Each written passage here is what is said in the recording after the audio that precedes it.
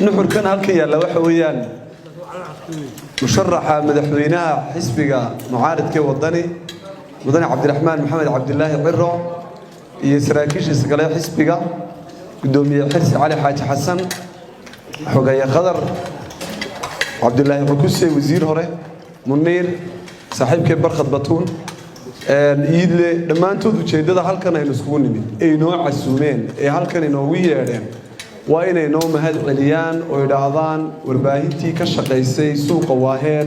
ويمهدسيهن وضع شقيت ورباهنتي يسفهم كي يميرها لقى وضع شقي كرنا لقى وضع الله لا يستلمامه لا يستوسيو أنت سي هدي ورباهنتو أيه ليسو يهرت وضعكم هادسنت هاي مدن مشرح مدحوينه وايو أنت هديدات بابو ديران جرتيبا ولا يسبابو ديران جرتيبا هدي ما أنت ورباهين لو مهد عليني ولا ليه هاي ورواد شقيسين تروح عن قباوين الصوب بسلانينا ولا صوي البحية ولا سوء ناكسنانية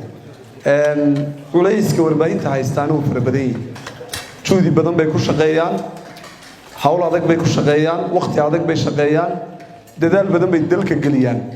لكن لقوما احترامي أنت يكون شقيان دلك وبش شقيان لقوما نيل عليه لكن أنت كخلدنتا أيا لقوا عقابة أما أنت سيكتا أيا لقوا نباتيا تاسنا ولي ووح عضقو وباهن لفتين بسلاشو لمن كان وحويا وقار هيا وضن كودا ودد ذالي ودد قرن كاردن الباب لقى قالوا إيا الباب لقى بحبه هو وكلمة دي ورنيان هي كلمة دي كورنيان لبض بقرنيان ماش عيلة دي وقت عيلة دي نقرنيان مسؤولية بدن بان صارن مسؤولية دا صارنا ويكسر بحال حقيقة المركز لقى هذا رنتا إن وركوا لبا وحويا قفنا وحلو لي حير كل لي ورقات كفر حضو أيا كوي منايا ولكن حد بسنة يميت كاسور كذا وين تسيد يسوع ورقات كنا حضو أيا كوي منايا لكن حكفر حيميت كاسور كذا لما دو وين تسيد يسوع شرع وساس فريا وركوا أساس شغل كلام الله ورقة دتك كم فرحيو ورقة دتك كم وضن حيو ما دام أي سيداس تيش قضي حالكم كوهيان مرور بعد بعد بسنة يسا هدو ما أنت ساحب كلية هاي بريتورة وحسيدة أيوة حلقة يا باي مقف كرني بسوا مركع عريس كاسين ويلي ذي شقوين كورباهنتو هو دقل كورباهنتي عادي قاب أساسا محاميش هاد بيالا سقنا شاه حكتا أي أباهن إن ورباهنتو أي احترامتو أو أي إكتو أو أي هوبيس أو أي لارسو أدوك نسقنا شاه احترام لغويرا أدونك جيبي سبا أجمع كمان تعداد سينا نكتو وركا يسيد يسوع حدادو أميسن تينو سجية هاي ود أمينيسا والله قاتين بعوق قرن مكان حداد BBC أكتو وركا يسيد يسوع حداد أميسن تاي والله قاتين مركا أمينات وشيء وين يقفك وربعين تكشقين هي يد وربعين يتبعي هالشو إلا آمنوا أو أي نقطة الله قاتين dagaalka ugu badan ee adduunyada warbaahintu ku jirtaana waxa weeyaan in looga qaateen ay halay aamino in xogtaydu sugantay halay aamino in accuracy-gu wanaagsan yahay halay aamino shaqadaas ay horta isku haynaa inaga lafteena taas ay noo dhaxaysa warbaahinta adduunyadana taas ay u dhaxaysa haddaba si lagu aamino mas'uuliyad baa raacsan xirfad baa raacsan aqoon baa raacsan faham dheeraad ah raacsan wixii raacsanaa baan inaga rabaa inayna aamino oo dadkeena lagu kalsoonaadaan shaqadaasana inaga rabaayo nin kastaaba tricks gaar u leeyahay oo shaqadiisa u maamulo u fahmo dadka u aaminaan dadku warka uga qaataan dadka uu xogta u siiyo ilaa maalin walba weel baatay laga rabo inuu xog ku shubo oo aan nasan karin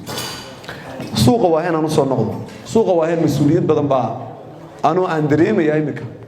inaan sidii loo baahnaa loo gudanay aan markaan ay journalist maxamed aragti baan leeyahay laakiin waxaan dareemayaa inay mas'uuliyad badan oo jirta suuqa sidii loo baahnaa aanay u soconin tusaale ahaan suuqa waaheen dadka ku ganacsanaya yaa mas'uul ka ah ee cashuurta ka qaadi jiray ee ay u diiwaan gashanaayeen ee ogaa qof kastaaba ganacsigu ku leeyahay dawladda iyo dad baa mas'uul ka ah sidee imka loo diiwaan geliyaa dadkii loo raadiyaa qaab noocyada loo raadinay waa mas'uuliyadda marka dhinac laga eego وميس كستو كاريون كان لقى قادي عشور halkay qabatay shaqadii dadkii la kala garanayay halkay qabteen mas'uuliyad baa cid saaran tusaale ahaan dhibaataa dhacday suuqii oo dhan baa xidhan dowladnimadu waa inay ku farto mas'uuliyado dheeraada oo ay dadku xaq ugu leeyihiin ilaa shacabku adiga mas'uulkee maxaa iyadana meesha yaalla meelo badan oo dowladnimadu lahayd ama dhulka dowladda ha ahaato ama hantida dowladda ha ahaato ayay ahayd inay dadka shacabkii ku badbaadaan taasina xaq bay u leeyihiin dadku weli waxay joogaan dadku tusaale ahaan imika waxaad eegtaa goobta lagu yidhaahdo bridgeka Hargeysa qaybta total xigta waa qaybta biyo fadhiisadka ugu badan ee suuqa Hargeysa uu ka jiro weeyaan hadduu caawa roobdo waa goobta ugu xoog badan ee biyaha siday biyuhu u fadhiistaan wadaday gooyaan haddii xataa wadada la dhiso haddaad imika martana ma mari karaysid bacallihii iyadaa noqotay waay beritoole hadduu soo roob soo dooyaa mas-uuliyaddaa leh tii shalay baa la isku haystaa tan maanta yaa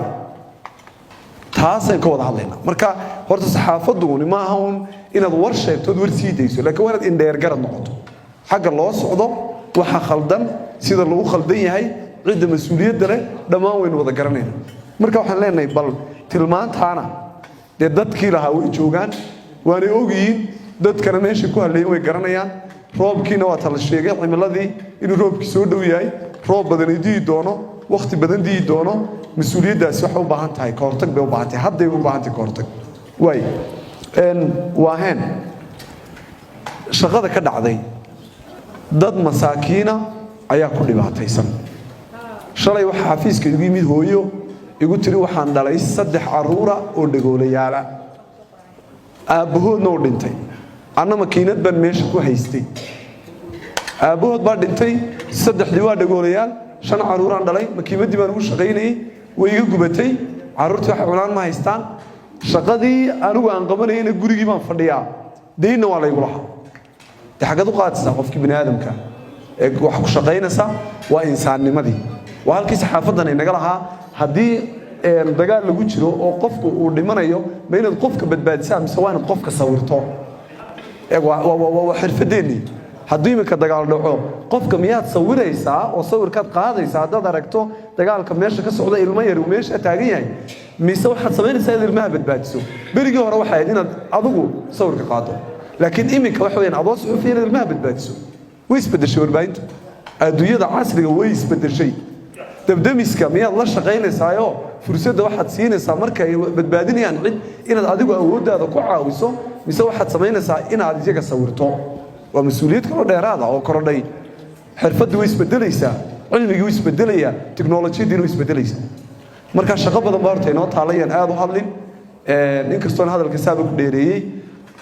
gudoomiyuhuna uu mahadsan yahay musharaxa madaxweynuhuna uu mahadsan yahay xisbiga waddanina way mahadsan yihiin mid uun baan ku dardaarmaya anigu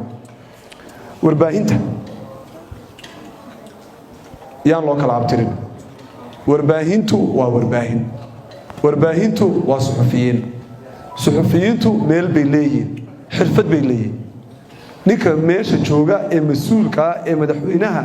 hortiina way noolayd dabadiina way noolaanaysaa musharaxa madaxweynuhu markuu madaxweyne noqdo hortii waynu noolayd dabadiina waynu noolaanaynaa nuxurku waa intaas inaad xirfadaada ilaashato oo aad xirfadaada qof ku noqoto ka raadi sharaf laakiin xirfadaada ka raadin qofka mas-uulka inaad sumcad ku hesho iyo inaad sharaf ku hesho qof kasta xirfadaada ayaa kula bariya tagaysa hugaaga kula bariya taga baa xirfadaada kula bariya tagaysa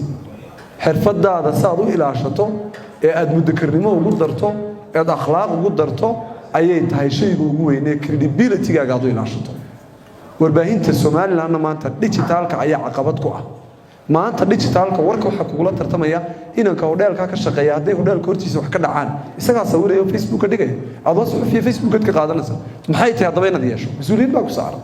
way warkii isagu soo dhigay adigu xafiiskaagii baad joogtaa laba qof baa halka ku dhintay Facebook baad ka aragtay isagu uu dhigay suxufi ma aha adiga maxaa mas'uuliyad ku saaran waa angalka ka galayso inaad aqoon u leedahay waa inaad fahansantahay angalka aad isticmaalayso ee ka duwan inay labada qof dhinteen ma analysis baad galaysaa ma sheekad ka samaynaysaa ma investigation baad samaynaysaa xagee tagaysaa mas'uuliyad badan baa horteena saaran digitalku caqabad buu ku hayaa warbaahinta marka loo eego dadkan xirfad lahayn ee looga qaateen ka ahayn ee ku dhex jira beenta ka sheegaya warbaahinta dhinacaas marka laga eego inaga mas'uuliyad bayna saaran tusaale ahaan aan ku gabagabeeyo qodobka qolada lagu yiraahdo CNN iyo qolada la yiraahdo CBC labada Mareykanka ka dhisay walayska ugu badan ee soo wajahay muxuu ah Facebook iyo YouTube iyo baraha bulshada waxa soo wajahay wararka beenta inay ku xoog bateen wararkii runta ahaa waa tii la isku wada haysan jiray barigi dhaweyn